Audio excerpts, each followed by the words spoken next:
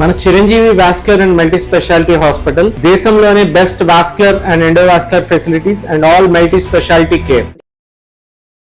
నమస్తే, welcome to Suman TV. నేను మీ యాంకర్ సిరి. శని వక్రగతి ఈ పదం వినగానే చాలా మంది కూడా భయపడుతున్నారు. నిజంగానే భయపడాల్సిన విషయమా? ఏ రాశుల వారు ఎలాంటి జాగ్రత్తలు పాటించాలి? దీని గురించి ఈ రోజు క్లియర్గా విశ్లేషణ ఇవ్వడానికి మనతో పాటు ఉన్నారు వైదిక్ ఆస్ట్రాలజర్ ఉమా గారు. అడిగి తెలుసుకునే ప్రయత్నం చేద్దాం. నమస్కారం ఉమా గారు. నమస్తే అమ్మా.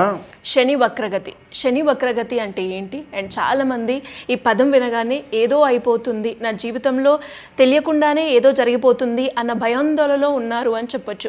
సో ఇలాంటి సమయంలో శని వక్రగతి ఎన్ని రోజుల పాటు ఉంటుంది? ఏ రాశుల వారు మనం మాట్లాడుకుంటే మేషరాశి నుంచి మీనరాశి వారికి ఎలా ఉంటుంది?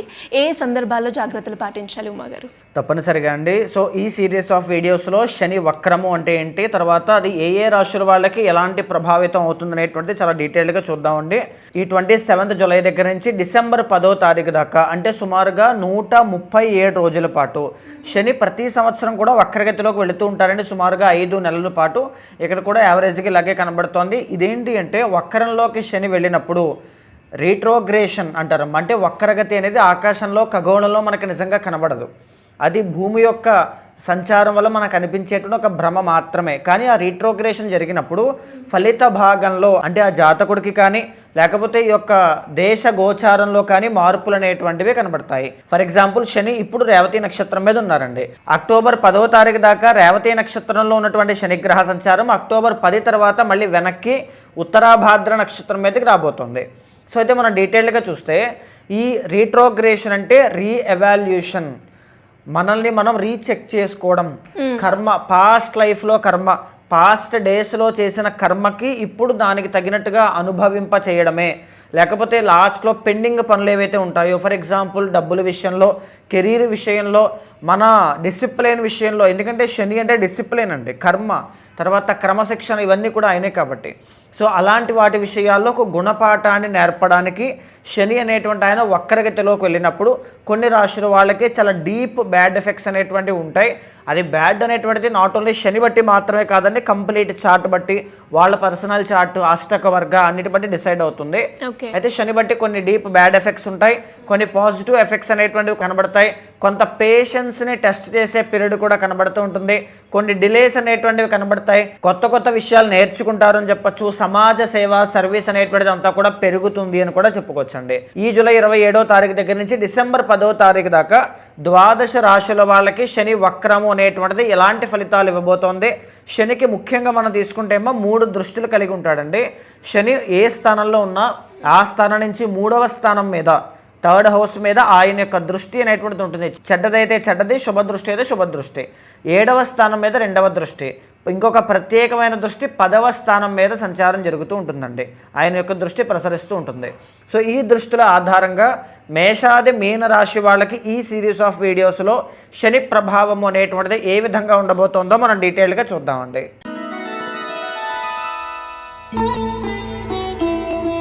మనం అనుకున్నట్టుగానే మేషరాశి వారి గురించి కనుక మనం మాట్లాడుకుంటే శని వక్రగతి వల్ల ఎలాంటి ప్రభావం ఉంటుందంటారు? ఏ విషయాల్లో జాగ్రత్తలు తీసుకోవాలి ఉమా గారు? తప్పనిసరిగా అమ్మ, మేషరాశి వాళ్ళకి శని అనేటువంటి ఆయన 12వ స్థానంలో సంచారం చేస్తున్నారు. లాస్ట్ ఇయర్ 2025 మార్చ్ ఎండ్ దగ్గర నుంచి కూడా 7.5 అనేటువంటిది, ఏలినాటి శని అనేటువంటిది మేషరాశి వాళ్ళకి స్టార్ట్ అయింది. అయితే ఇప్పుడు మనం మాట్లాడుకునేది శని వక్రగతిలోకి వెళ్ళడం, దానికోసం మాట్లాడుకున్నాం. లాస్ట్ ఇయర్ కూడా శని వక్రగతిలోకి వెళ్ళారు అక్టోబర్ ఆ టైంలో. అందుకే ఆ టైంలో వృషభ రాశి వీళ్ళందరికీ కూడా డీప్ బ్యాడ్ ఎఫెక్ట్స్ అనేటువంటివి చూడడం, సో ఇలాంటివి కనబడ్డాయి. అయితే ఇప్పుడు ఏదైతే రీట్రోగ్రేషన్ జరుగుతోందో, ఈ రీట్రోగ్రేషన్ వల్ల 12వ స్థానంలో నడుస్తుందండి రీట్రోగ్రేషన్. సో మేషరాశి వాళ్ళకి అది ఎలా ఉంటుంది? ఖర్చులు అనేటువంటివి, ఎప్పుడో ఎవరికైనా డబ్బులు ఇవ్వడం బాకీ ఉంటే అవన్నీ ఇప్పుడు ఇవ్వాల్సిన పరిస్థితులు రావడం. బాగా గమనించండి అమ్మ, ఎప్పుడో 6 నెలల క్రితం ఇవ్వాల్సిన డబ్బులు, లేకపోతే 6 నెలల క్రితం ఇవ్వాల్సినటువంటి ఏదైనా పెండింగ్ అమౌంట్స్, బిల్స్, ట్యాక్సెస్ కూడా శని కాబట్టి ఇలాంటివి ఏవైతే ఉంటాయో అవన్నీ కూడా ఈ జూలై 27వ తారీఖు తర్వాత ఇవ్వాల్సిన పరిస్థితులు రావడం, డబ్బులు విపరీతంగా ఖర్చులు అవ్వడం. 12th ఇండికేట్స్ ఐసోలేషన్, ట్రావెలింగ్స్ అండి. అంటే ఏంటి అంటే ఎప్పటి నుంచో దేవతా ఆలయాలకి, మేము ఆలయానికి వెళ్దాం అనుకున్నాం, ఈ ఆలయానికి వెళదాం అనుకున్నాం, వెళ్ళలేకపోయాం. కాశీ, అయోధ్య, అరుణాచలము ఇలాంటి క్షేత్రాలు కానీ ఏదైనా కావచ్చు, ఐసోలేటెడ్ ప్లేసెస్ అండి. సో వాటికి వెళ్ళాలి అనేటువంటిది ఏదైనా పెండింగ్లో ఉంటే కనుక వెళ్దాం అనుకుంటే అవన్నీ కూడా వెళ్ళే అవకాశాలు ఎక్కువగా ఇస్తూ ఉంటారు. అండ్ ఇంకొకటి హాస్పిటలైజేషన్, ఎప్పటి నుంచో ఏదైనా అనారోగ్య సమస్య ఇబ్బంది పెడుతూ ఉన్నటువంటిది దాన్ని నెగ్లెక్ట్ చేసి ఇప్పుడు దానికోసం ఎలాగైనా దాన్ని కంప్లీట్ చేయాలి, ఆరోగ్య సమస్య ఏంటి, దానికోసం మనం టెస్ట్ చేయించుకోవాలి, డయాగ్నోసిస్ చేయించుకోవాలి, లేకపోతే సర్జరీ చేయించుకోవాలి, లేకపోతే మెడికేషన్ తీసుకోవాలి, ఇలాంటి ఆలోచనలన్నీ రావడం. సో దానికోసం హాస్పిటల్కి వెళ్ళేటువంటి అవకాశాలు రావడం. 12th indicates foreign travels and foreign settlement కూడా అండి. అంటే ఎప్పుడో అప్లై చేసినటువంటి వీసా, ఆ డాక్యుమెంట్స్, ఆ ఇష్యూస్, అక్కడ కోర్టుపరమైన న్యాయపరమైన లీగల్ ఏదైతే చిక్కులు ఉంటాయో అవన్నీ కూడా సాల్వ్ అయ్యి విదేశాల్లో నివాసము అంటే పర్మనెంట్ సెటిల్మెంట్ కోసం ఉండడానికి తప్పనిసరిగా అవకాశములు అనేటువంటి మళ్ళా కలుగుతాయి అని చెప్పొచ్చండి. శని యొక్క 3వ దృష్టి ఎక్కడ పడుతుంది? 2వ స్థానమైనటువంటి వృషభ రాశి మీద పడుతుంది. దాని అర్థం ఏంటి అంటే డబ్బులు, ఫ్యామిలీ, ఎడ్యుకేషన్, మాట, వీటి విషయాల్లో ఒక జడ్జిమెంట్ అనేటువంటిది కనబడుతుంది అని చెప్పచ్చు. ఫర్ ఎగ్జాంపుల్ 2వ స్థానం మీద శని యొక్క దృష్టి పడుతుంది అంటే డబ్బులన్నీ కూడా ఖర్చు అయిపోతున్నాయి. ఇప్పటి వరకు ఏ లెక్క ఏమీ లేనటువంటి ఆ ఖర్చులకి ఇప్పటి నుంచి మనం చాలా జాగ్రత్తగా ఉండాలి. ఇప్పటికే మనం చాలా డబ్బులు వేస్ట్ చేసేసాము, ఇప్పటికే చాలా డబ్బులు ఇన్వెస్ట్ చేసేసాము, లేకపోతే ఇప్పటికే చాలా డబ్బులు నష్టపోయాము, ఇక్కడి నుంచే మనం చాలా జాగ్రత్తగా ఉండాలని ఆలోచన పుట్టడం కానీ, లేకపోతే ఆ ఆలోచన పుట్టడానికైనా డబ్బులన్నీ విపరీతంగా ఖర్చు చేయించడం కానీ. ఎందుకంటే 2nd ఇండికేట్స్ సేవింగ్స్ కాబట్టి తప్పనిసరిగా ఖర్చులు అనేటువంటివి కనబడుతూ ఉంటాయి. అయితే 2వ స్థానం అనేది కుటుంబ స్థానము. కుటుంబంలో ఉన్నటువంటి వాళ్ళకి అనారోగ్య సమస్యలు రావడం, వాళ్ళ కోసం డబ్బులు బాగా ఖర్చు పెట్టాల్సిన పరిస్థితులు రావడం, లేకపోతే ఇంతకు ముందు 6 నెలల క్రితం, సంవత్సరం క్రితం అయినటువంటి గొడవలు మళ్ళీ అవి ఇప్పుడు తెర మీదకి రావడం, మళ్ళీ ఏదో చిన్న మాటకి సంబంధించినటువంటి ఇబ్బందులు విపరీతంగా పెరగడం.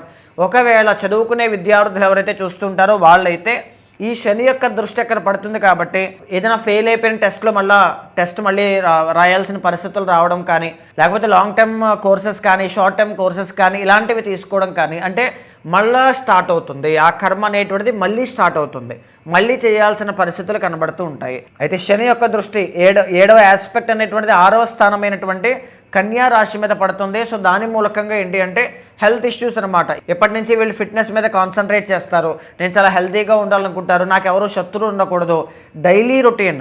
6 అంటే ఏంటమ్మా? Daily routine. నా డైలీ రొటీన్ చాలా బాగుండాలి, క్వాలిటీగా, ఇంకా టైం వేస్ట్ చేయకూడదు, మార్నింగ్ టు సాయంత్రం దాకా నేను కష్టపడాలి, పని చేయాలి, డబ్బులు సంపాదించాలి, ఉద్యోగం జాబ్ క్రాక్ చేయాలి, ఇలాంటి ఆలోచనలు అనమాట. అంటే అదంతా కూడా చాలా క్వాలిటీగా మారేటువంటి అవకాశాలు ఎక్కువగా కనబడుతుంటాయి. బట్ బాగా గుర్తుపెట్టుకోవాల్సింది ఏంటి అంటే శని అనేటువంటి ఆయన డిసిప్లిన్కి, పేషెన్స్కి, డిలేస్కి అన్నిటికీ కూడా కారణం. ఈ యొక్క ప్రాసెస్లో ప్రతి ప్రాసెస్లోనూ కూడా మీ పేషెన్స్ని టెస్ట్ చేస్తారు. అంటే మీకు ఏ అవకాశాలు రావు, మీరు మాత్రం రగులుతూ ఉంటారు ఎలాగైనా సాధించాలి, చెయ్యాలి అని చెప్పి. సో మీకు మాత్రం ఏ అవకాశాలు రాకపోగా ఇబ్బందులు అనేటువంటివి, డిలేస్, అవమానాలు లాంటివి, ఖర్చులు లాంటివి ఎక్కువగా ఇస్తూ ఉంటారు. అయితే శని యొక్క 10th ఆస్పెక్ట్ అనేటువంటిది ధనస్సు రాశి మీద పడుతుంది, విచ్ ఈజ్ 9th హౌస్. కాబట్టి ఎవరికైనా డబ్బులు భారీ స్థాయిలో ఇవ్వాల్సిన పరిస్థితులు మేషరాశి వాళ్ళకి కనబడతాయి అని చెప్పుకోవచ్చండి. సో ఈ 137 డేస్ పీరియడ్ ఆఫ్ టైంలో మేషరాశి వాళ్ళకి ఒక ఛాలెంజింగ్ పీరియడ్ అని చెప్పొచ్చండి. వాళ్ళు ఎలా ఆలోచిస్తారు, వాళ్ళు నిత్యం చేసే పనులు ఏమిటి, వాళ్ళు పూర్వం చేసినటువంటి పాస్ట్ లైఫ్లో చేసిన కర్మ కానీ, ఓ 6 months బ్యాక్ చేసినటువంటి పనులన్నిటికీ కూడా తాలూకు రిఫ్లెక్షన్ ఇప్పుడు కనబడుతూ ఉంటుంది.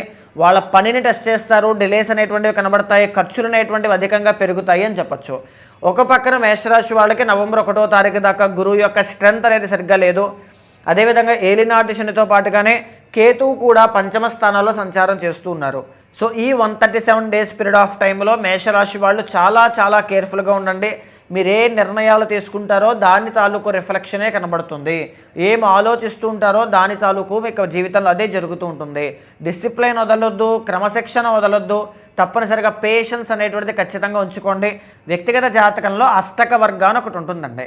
సో అక్కడ ఏంటి అంటే మీది ఏ సైన్కి, ఏ జొడియాక్ సైన్కి, ఏ భావానికి ఎంత బలం అనేటువంటిది ఉంది, ఏ గ్రహానికి ఎంత బలం ఉంది అనేటువంటిది తెలుస్తుంది.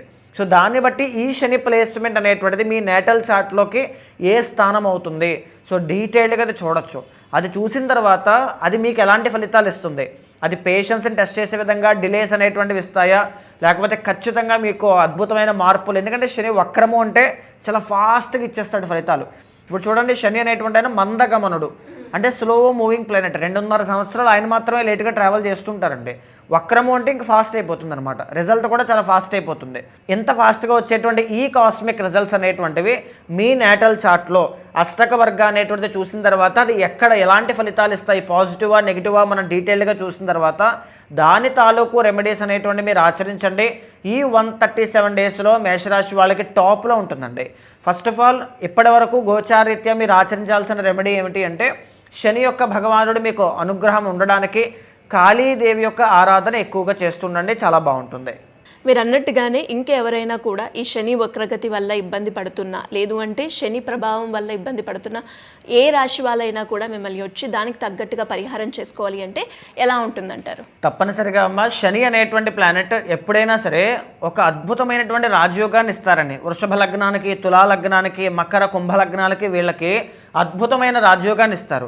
కానీ ఫలానా రాశికి ఇలా ఉంటుంది అని చెప్పేటువంటిది ఆ శని యొక్క ట్రాన్సిట్ ఏదైతే నడుస్తుందో దాని తాలూకు మీ యొక్క వ్యక్తిగత జాతకం కూడా దానికి సహకరిస్తే అద్భుతమైనటువంటి గ్రోత్ ఖచ్చితంగా 137 డేస్లో రీట్రోగ్రేషన్ వల్ల మీకు కలుగుతుందండి. అయితే ఈ శని అనేటువంటి ఆయన దానికి ఎంత బలం ఉందో మనం చెక్ చేయాలి, ఎందుకంటే రేవతి నక్షత్రం మీద ఇప్పుడు ఉన్నారు కాబట్టి. సో ఆ అష్టక వర్గము కానీ అన్నీ కూడా మీ వ్యక్తిగత జాతకం చూడాలి అనుకుంటే తప్పనిసరిగా మీకు కింద కనిపించే నెంబర్కి కాల్ చేస్తే మా వాళ్ళు మీకు పూర్తి వివరాలు అందిస్తారు. మీ యొక్క జాతకాన్ని చూసిన తర్వాత గోచారంతో సమన్వయం చేస్తూ ఏదైనా దోషాలుంటే శాంతి పరిహారములు ఆచరింపచేసి భగవత్ అనుగ్రహం కలిగేలా చేస్తాను. థ్యాంక్ యూ అమ్మగారు, థ్యాంక్ యూ సో మచ్. నమస్తే అండి.